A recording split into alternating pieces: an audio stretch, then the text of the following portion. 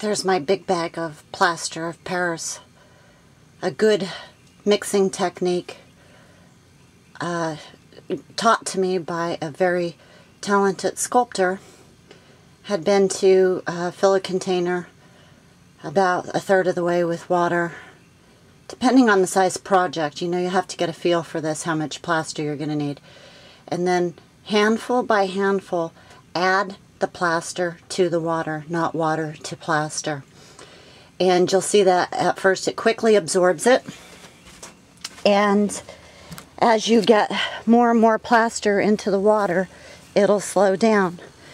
You will have a perfect plaster mixture when it stops absorbing it.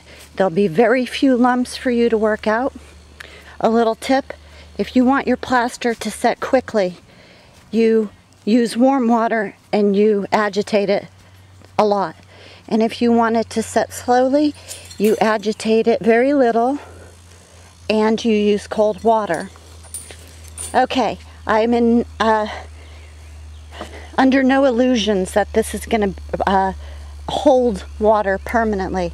This is just to slow it down, to see if it works. If it works, then I'll go to something more permanent, a bigger container, maybe modifying a part of the yard.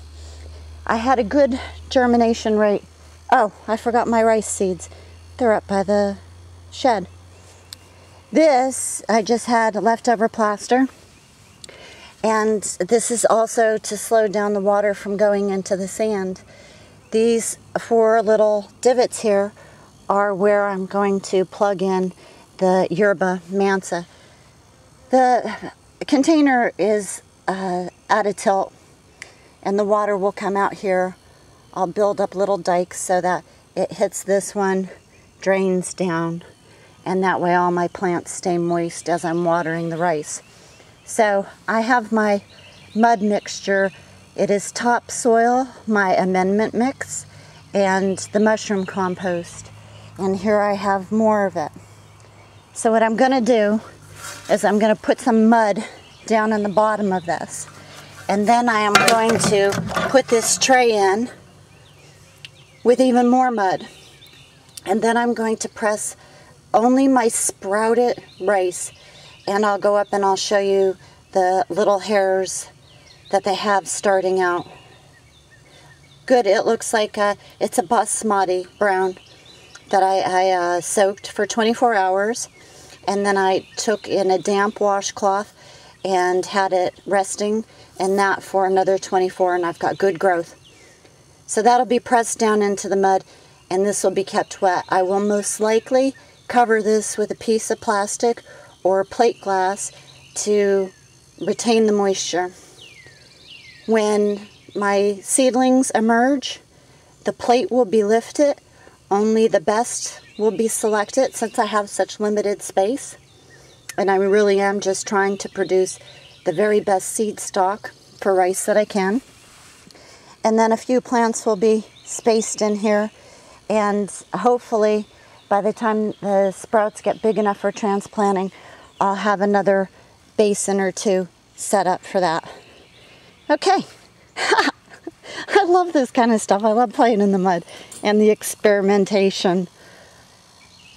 Good to play. So a quick walk up front and I'll show you the beautiful brown rice that has sprouted. I can't wait to get this place cleaned up and see stuff in bloom. Okay, here we go. Here's my little white washcloth, and I hope you could see all that. Although it did, you know, I'm pretty sure you will because the cucumber seeds showed up pretty good for a close-up, but I'll back up a little bit.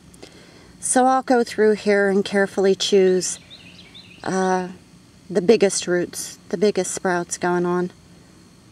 Alright, I'll be back with more, and we'll get to see how this little rice experiment turns out together. Have a great day. Bye.